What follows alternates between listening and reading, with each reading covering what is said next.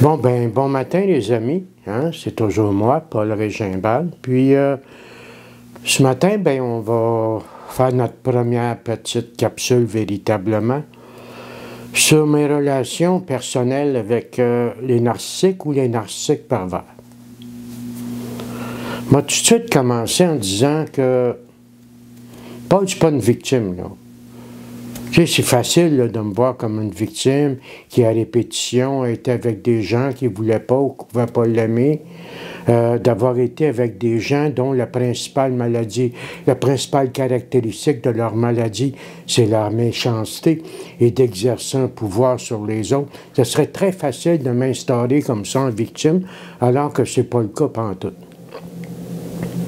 Quand j'étais petit garçon, effectivement, j'ai été victime d'une maman qui souffrait d'une maladie. Hein, ma mère, en plus d'être quelqu'un de physiquement malade, avait développé un narcissisme d'inversion. Ce que je veux dire par là, c'est que ma mère, plus elle faisait pitié, plus elle pouvait se permettre toutes sortes de choses qu'un être humain ne se permet pas normalement. Bon, là, j'étais enfant. Là, c'est vrai que j'étais véritablement victime, puis que je ne pouvais pas y faire grand-chose. Sauf que j'ai grandi, là, puis à un moment donné, j'aurais eu les moyens, mais je ne l'ai pas fait. J'ai tenté d'assainir des relations qui ne pouvaient pas être assainies. Pas compliqué, c'est comme ça. Tout comme j'ai essayé de boire normalement alors que je suis un alcoolique. Il a fallu que j'aille au bout de ma consommation, de mon alcoolisme, pour finir par plier les genoux. Il aurait fallu que j'aille au bout de cette propension à vivre des relations tout croche avant que je sois capable de plier les genoux. C'est la même chose. En fait, quand je parle de relations malsaines, avec qui, en fait, j'essayais d'entrer en relation? Ça, c'est intéressant. J'ai accepté, dans le fond, d'être en relation avec des gens qui ne l'étaient pas avec moi. Autant en amitié qu'en amour, là. D'être en relation avec des gens qui ne l'étaient pas, ou tout du moins qui n'avaient pas avec moi la même relation que moi j'avais avec eux.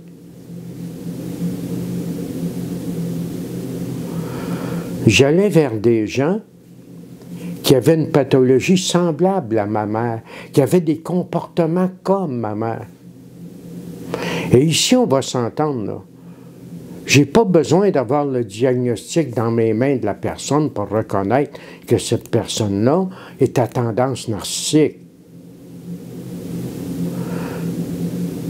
Paul, vois-tu, c'est dans sa grande malhonnêteté, quand ces gens-là commençaient à le déstabiliser, à mal le traiter, au lieu de s'en aller, ils restaient là avec « Oui, mais pourquoi ils font ça?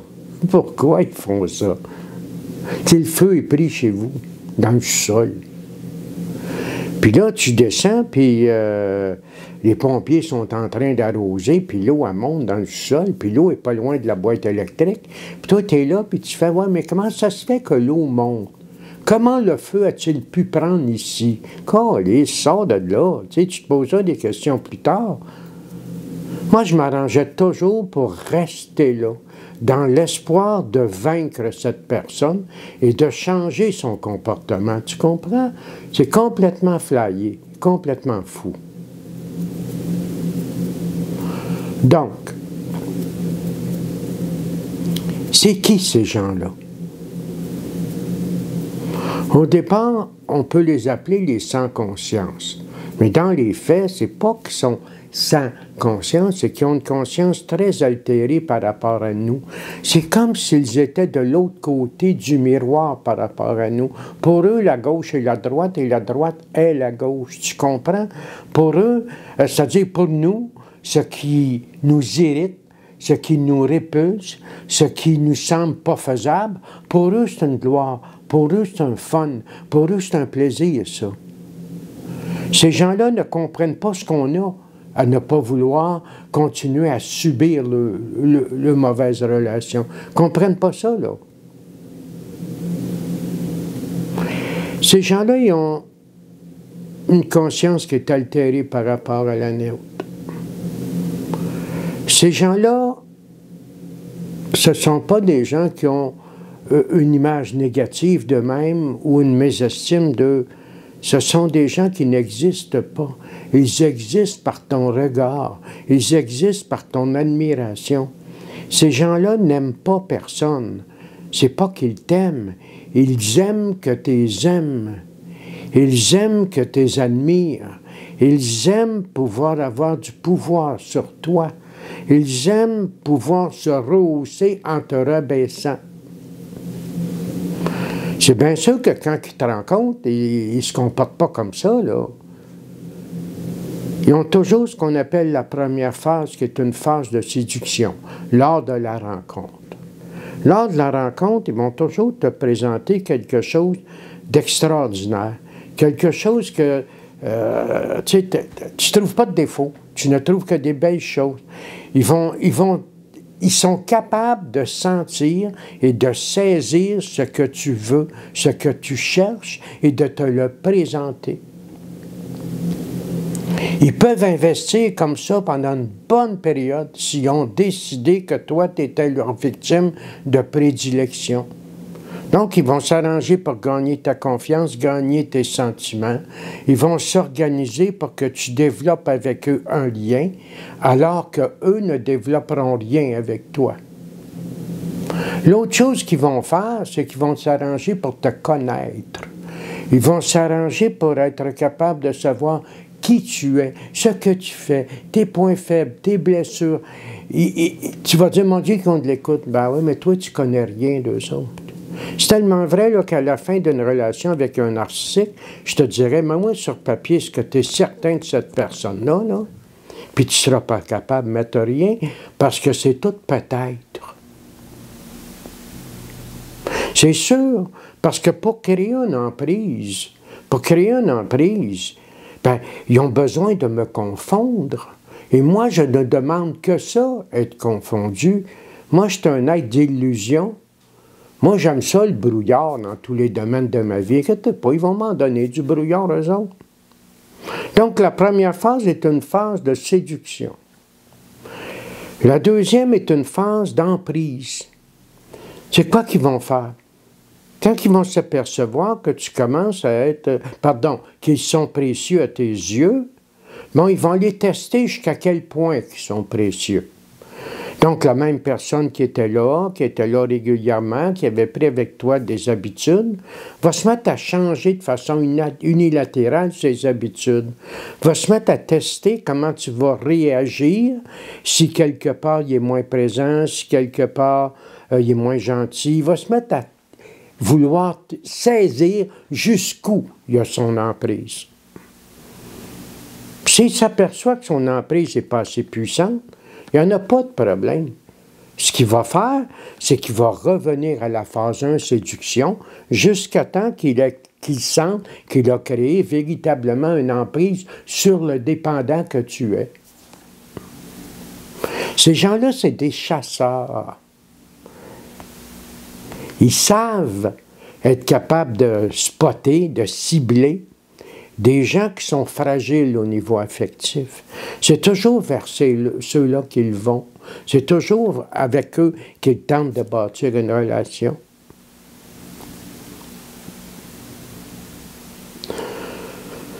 Quand il va être certain, ou qu'elle sera certaine de son emprise sur toi, elle va passer à la phase des méfaits. Tout d'un coup, peut devenir agressive. Tout d'un coup, si c'est une fille, ben, ou un gars, ils font pareil, là, elle peut s'amuser à charmer d'autres mondes devant toi, juste pour voir comment tu vas réagir, juste pour avoir du pouvoir. Tout d'un coup, elle va se mettre à faire ce qu'elle sait très bien qui te blesse parce que tu t'es livré.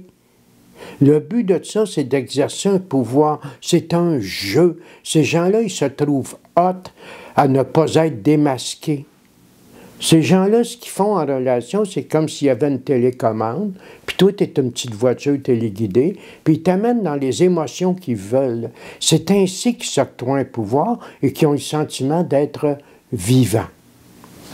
Puis c'est bien sûr qu'il va passer d'une phase de destruction à une phase de séduction. Puis un gars comme Paul, ben, il va se poser la question. Pourquoi il fait ça? C'est parce qu'il a peur de l'engagement, c'est parce que si... Quelle qu'en soit la raison, là, Paul, tu es en train de permettre qu'on vienne jouer dans tes blessures d'enfant fondamentales. Tu es en train de le permettre.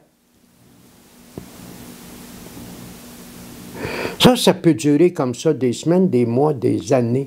Plus le temps passe, plus l'emprise est forte.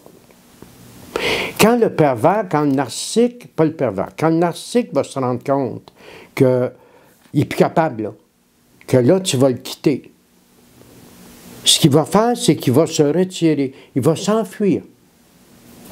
Mais dans son esprit, là, tu demeures encore sa victime de prédilection. C'est une question de temps.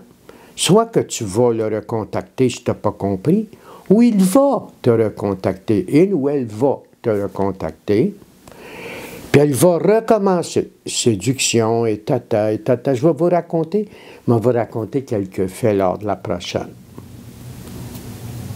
Comment veux-tu, même si tu arrêtes de consommer, puis tu fais de la fraternité, tu es en thérapie, si tu ne changes pas l'inacceptable, comment tu vas faire pour pouvoir être heureux et cheminer véritablement? Quand ce matin, c'est un petit peu la capsule. Je ne veux pas y mettre trop de temps. Parce qu'on va en faire une deuxième, puis une troisième, puis une quatrième sur le même sujet. Une chose est certaine, je l'ai toléré, parce qu'à partir du moment où je déciderai que c'est terminé, le pervers, le narcissique, n'a aucun pouvoir sur moi, là, zéro. Là. Le pouvoir qu'il exerce, je lui donne, je lui concède. Fait qu'un matin, je m'en tiens à ça. Je vais aller plus loin lors de la prochaine capsule. Fait que je vais vous souhaiter une belle journée. Puis la prochaine, on est jeudi, là? Ouais. La prochaine sera probablement au début de la semaine prochaine. Puis passez une belle fin de semaine. Habillez-vous chaudement, il va faire très froid.